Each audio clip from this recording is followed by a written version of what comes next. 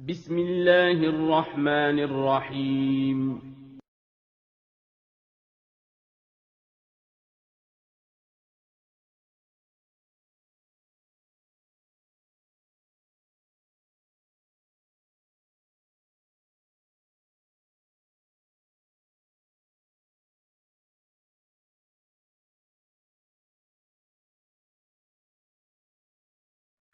Bismillahirrohmanirrohim.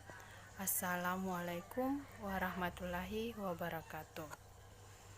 Gimana kabar Ananda pagi ini? Ustazah harap kabar Ananda semuanya baik-baik ya. Amin.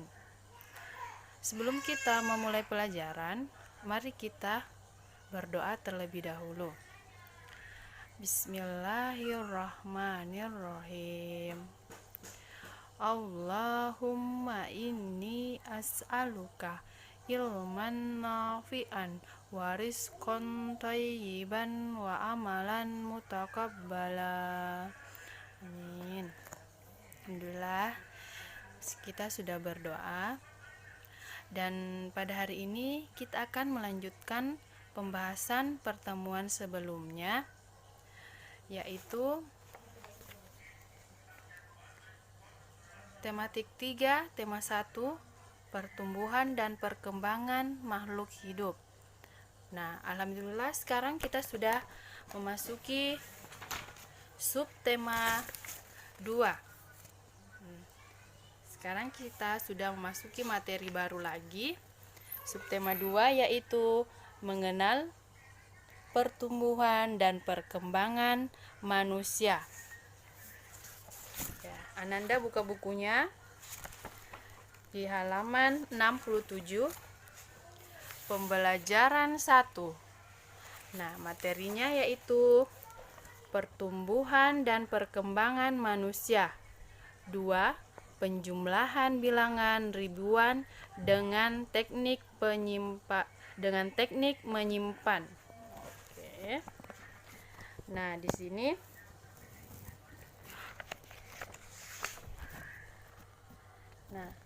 Ananda bisa perhatikan gambar di bawah ini. Ada pertumbuhan manusia dan pertumbuhan manusia dari bayi hingga manula. Nah, sekarang kita baca. Nah, gambar tersebut menunjukkan pertumbuhan bayi hingga dewasa. Nah, seperti gambar di 21, pertumbuhan bayi hingga pertumbuhan manusia hingga manula. Dalam gambar tersebut, seorang bayi mengalami pertumbuhan tinggi, pertambahan berat, dan perubahan bentuk tubuh. Selain bertambah ukurannya, seorang bayi juga bertambah kepandaian. Ketika bayi, kalian tidak dapat berbicara. Setelah besar, kalian dapat berbicara. Suatu saat nanti, kalian akan berbicara seperti orang dewasa. Perubahan manusia dari bayi menjadi manusia dewasa disebut perkembangan. Nah, manusia juga mengalami perubahan raut wajah, perubahan pada suara. Nah, suara laki-laki dan perempuan hampir sama. Dan ketika remaja, semua suara remaja laki-laki tidak sama dengan suara anak perempuan. Dan rambutnya pun juga mengalami perubahan karena pertumbuhan. Seperti orang tua. Orang yang sudah tua berubah menjadi putih. Rambutnya putih disebut uban. Nah, di gambar 22 nih, kita lihat ada balita, anak-anak, remaja, dewasa, dan manula. Nah, ini semua pertumbuhan manusia dari bayi hingga manula.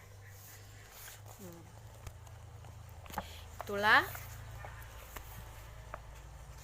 pertumbuhan pada manusia. Nah, di materi ini sampai di sini, dan kita buka halaman 72, yaitu buka halaman 72. Ini materi kedua, penjumlahan bilangan ribuan dengan teknik menyimpan. Nah, di sini ada contoh, seorang pedagang buah memiliki persediaan jeruk sebanyak 2.538 buah. Kemudian ia membeli jeruk lagi sebanyak 1.246 buah. Berapakah jumlah seluruhnya jeruk tersebut? Untuk mengetahui jumlah seluruh jeruk, kalian harus menghitung 2.538 ditambah 1.246. Nah, di sini ada cara bersusun panjang. Nah, Ananda pasti tahu cara bersusun panjang ini sudah dipelajari di pembahasan sebelumnya, di pelajaran sebelumnya, ya kan? Ada cara bersusun pendek dan ada cara bersusun panjang. Nah, seperti ini. Nah, dari hasil 2.538 ditambah 1.246 sama dengan 3.784 dengan cara seperti ini, dengan cara bersusun panjang. Ananda amati. Ini cara bersusun panjang. Sedangkan cara bersusun pendeknya. Nah, di sini ada bilangan 2.538, 1.246. Nah, di sini ada ribuannya, ada satuan, puluhan, ada ratusan, ada puluhan, dan satuan. Nah, seperti ini cara bersusun pendek. Nah, caranya seperti ini. 2538 ditambah 1246. Hasilnya 3784. Jadi 2.538 ditambah 1.246 sama dengan 378. Sama dengan cara bersusun panjang, hasilnya sama. Seperti itu. Nah, untuk materi ini sampai di sini, dan mudah-mudahan Ananda mengerti. Dan Ustazah akan kasih tugas untuk di materi pertama. Tugas kalian buka di halaman 69. Ini di materi pertama. Tugas pertama di halaman 69. Ananda pilih. Di sini kan ada pertanyaan 1 sampai 10. Tapi Ustazah ingin kalian memilih salah satu di sini. Pertanyaan di sini hanya satu, yang Ananda pilih salah satunya di sini. Terserah Ananda mau pilih yang mana. Ananda kerjakan pertanyaannya. Ustazah ulang.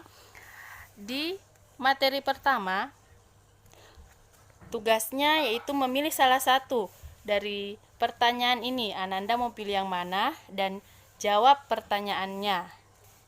Cuman salah satunya saja di halaman 69. Ini tugas pertama di materi pertama. Dan di materi kedua,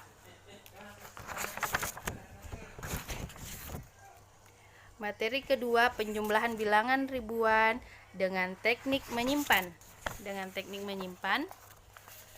Nah, di sini Ananda kerjakan 1 sampai 5.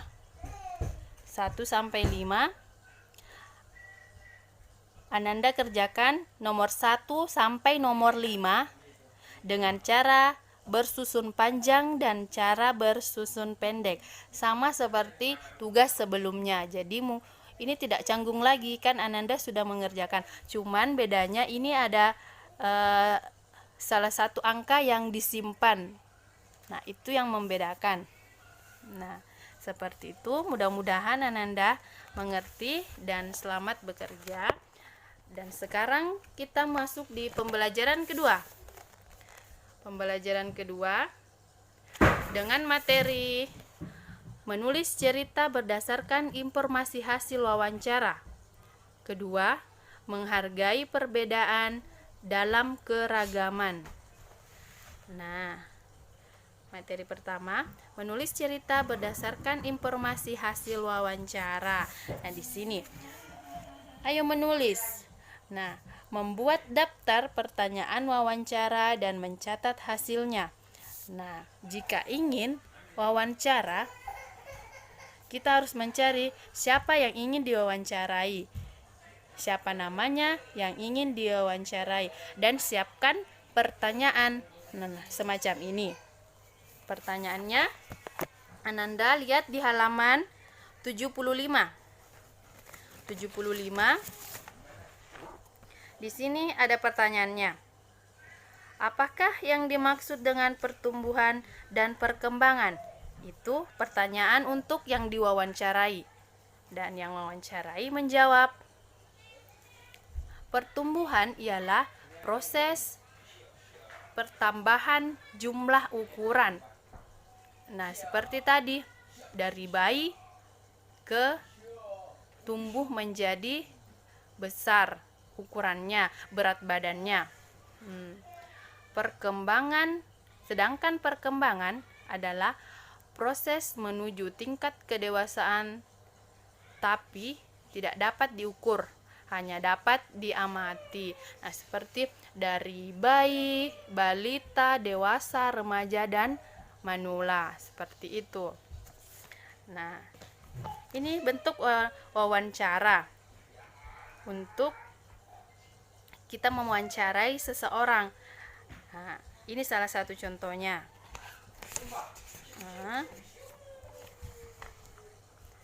Dan kita masuk di halaman 77. Halaman 77 yaitu gerak dasar olahraga. Gerak dasar dalam pendidikan jasmani. Di sini ada kemampuan gerak dasar merupakan kemampuan yang biasa dilakukan guna meningkatkan kualitas hidup. Kemampuan gerak dasar dibagi menjadi 3 kategori berikut. Apa saja kah itu kategorinya? Kalian lihat ya. 1. Kemampuan lokomotor. Nah, lokomotor ini pernah dibahas di pertemuan sebelumnya, di materi sebelumnya. Nah, kemampuan lokomotor itu digunakan untuk memindahkan tubuh dari satu tempat ke tempat lain, atau untuk mengangkat tubuh ke atas seperti lompat dan loncat. Kemampuan gerak lainnya adalah berjalan, berlari, skipping, melompat, meluncur, dan lari seperti kuda berlari. Nah, seperti itu. 2. Kemampuan non-lokomotor. Apa itu kemampuan non-lokomotor? Non-lokomotor dilakukan di tempat tanpa ada ruang gerak yang memadai. Kemampuan non-lokomotor terdiri atas menekuk dan meregang, mendorong dan menarik, mengangkat dan menurunkan, melipat dan memutar, mengocok, melingkar, serta melambungkan. Nah, ini ada perbedaannya, lokomotor dan non-lokomotor. Lokomotor kita berpindah tempat dari ke samping pindah ke depan. Seperti itu, kita meninggalkan tempat. Sedangkan non-lokomotor kita bergerak tapi tidak meninggalkan tempat. Seperti itu. Nah, yang ketiga, kemampuan manipulatif. Kemampuan manipulatif dikembangkan ketika anak tengah menguasai macam-macam objek. Kemampuan manipulatif lebih banyak melibatkan tangan dan kaki. Tetapi bagian tubuh yang lain juga dapat digunakan. Nah, di sini ada kemampuan manipulatif yang cukup penting adalah berjalan dalam ruang. Dan ada bentuk-bentuk kemampuan manipulatif terdiri atas sebagai berikut. A. Gerakan mendorong, yaitu melempar, memukul, dan menendang.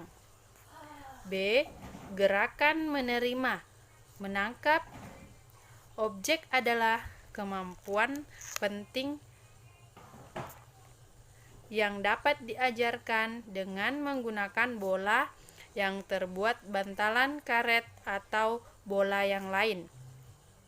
Gerakan memantul-mantulkan bola atau menggiring bola. Nah, ini yang kemampuan manipulatif, dia bermain dengan objek. Ya, seperti contohnya nih seperti bola, memantul-mantulkan bola atau menggiring bola. Nah, semacam itu. Nah, sekarang kita lihat masih di halaman 78. Menghargai perbedaan dalam keragaman. Meskipun memiliki usia yang hampir sama, manusia memiliki pertumbuhan tinggi badan yang berbeda. Kadangkala perkembangan berat badan juga berbeda. Pertumbuhan dan perkembangan manusia dipengaruhi dengan makannya.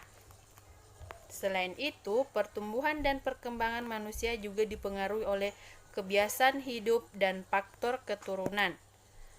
Tuhan menciptakan makhluk hidup yang berbeda-beda. Perbedaan ini adalah karunia Tuhan dan kita harus mensyukurinya. Kita harus saling menghargai dan menghormati perbedaan. Setiap orang tentu memiliki kebiasaan, yaitu suatu aktivitas yang sering dilakukan. Contohnya, bangun pagi, makan siang, dan tidur malam. Apakah tiap anggota keluarga kalian bangun pagi, makan siang, dan tidur malam dalam waktu bersamaan? Nah, mungkin ada dan mungkin juga tidak ya. Di sini ada kebiasaan baik dan di halaman 79 ya. Kebiasaan baik dan tidak baik di lingkungan sekitar. Nah, di sini ada contoh kebiasaan baik dan contoh kebiasaan kurang baik. Ustazah kasih contoh di sini, contoh kebiasaan baik. Misalnya, kita sedang berjalan di taman dan kita melihat seorang anak yang sedang makan dan sampahnya itu dibuang pada tempatnya, yaitu di tempat sampah. Nah, itu kebiasaan yang baik. Contoh kebiasaan kurang baik. Nah, salah satu contohnya kita ambil masih berjalan-jalan di taman dan kita melihat anak sedang bermain, tapi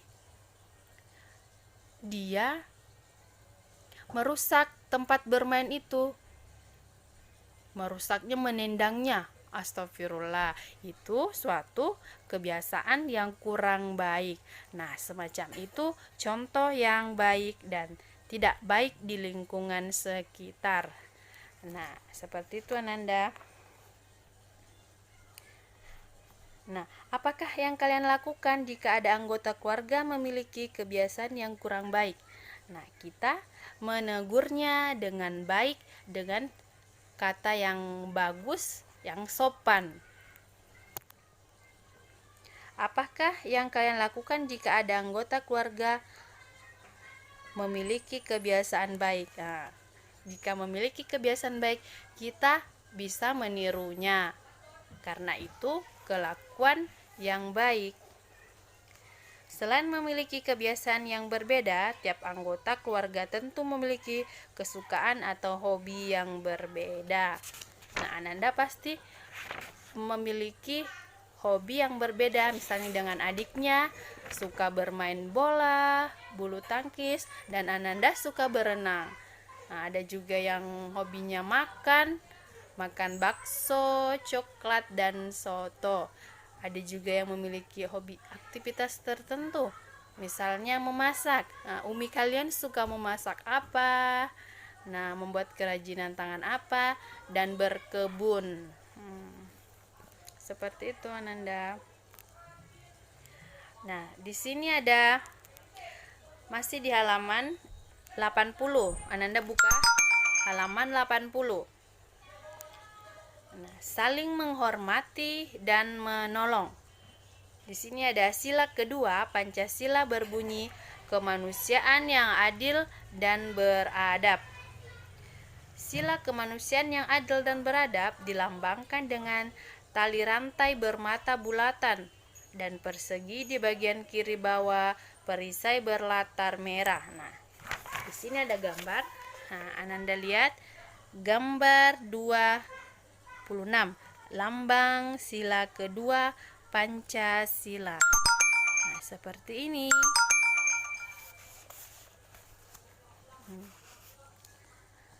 Nah, itulah tadi lambang sila kedua. Nah, setiap warga harus saling menolong tanpa membeda-bedakan suku, keturunan, agama, dan kepercayaan, jenis kelamin, kedudukan sosial, serta warna kulit. Itu semuanya ciptaan Tuhan Yang Maha Esa, dan kita tidak boleh saling memperolok. Kita saling menghargai dan saling menghormati maupun saling menolong.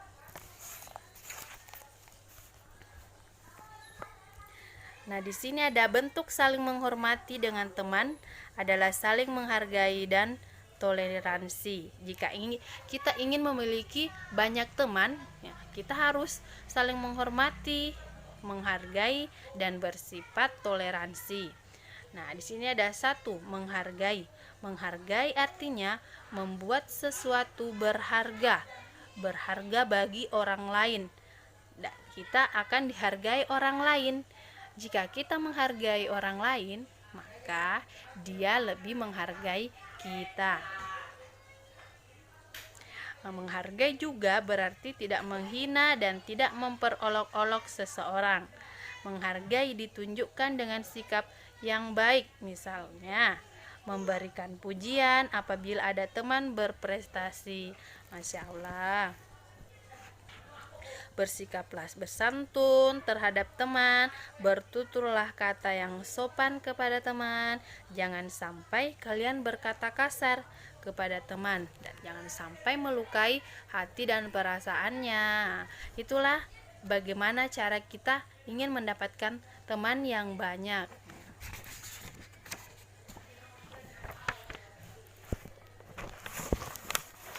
Nah, buka di halaman 82. Ya, sekarang nomor 2, toleransi. Toleransi adalah sikap memahami perbedaan di sekitar kita, tidak memaksakan kehendak. Toleransi berarti juga tepaselira. Apa itu tepaselira? Yaitu menjaga perasaan orang lain.